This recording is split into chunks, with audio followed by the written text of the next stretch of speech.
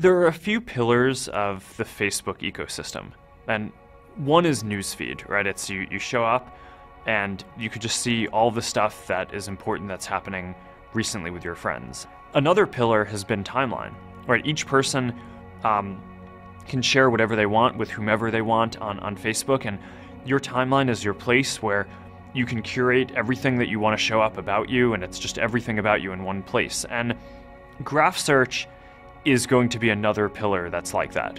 So there's really simple things that people want to do. They want to find all the photos they've liked. They want to find all the photos of two particular people, all the photos of their family. They want to find all of their friends who live in a particular city because they're going to visit there. And those are really hard things to find right now. You have to go to a bunch of different pages, you have to piece all this stuff together, and now it's easy. You know, you can say what you want and you get the results. And in web search, it's very often the case that, if you do a search for, Apple and I do a search for Apple, we're basically going to get the same results. Maybe I'll get like slightly more technical results based on, Apple Computer, and maybe you might care about the fruit a little bit more, but they're not that different from each other. Whereas on Facebook, when you do the same searches, we get completely different sets of results because of the depth of personalization that we do. The types of questions that we can solve are kind of the slightly nuanced and social questions that you wouldn't typically think to ask of a search engine, that you wouldn't typically think that the internet could solve for. There's a lot to be said for taste, like what movie should I go and see?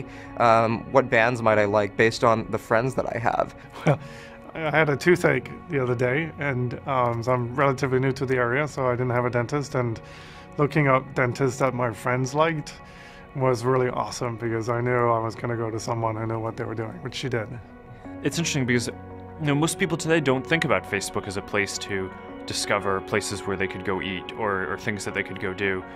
But with this product, I mean, that's just it's so natural to be able to do that. In the past, Facebook has really been primarily about mapping out and staying in touch with and communicating with the people you already know in the real world. But now we're building a product that can also be used to finding people you maybe should know, people who have common interests, people you want to work with. You can find friends of friends who have common interests, friends of friends who are interested in ballroom dancing or in running or hiking.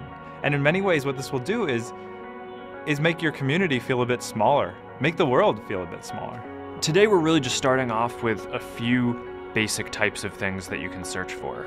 People, photos, places, pages for businesses, and that's just the start.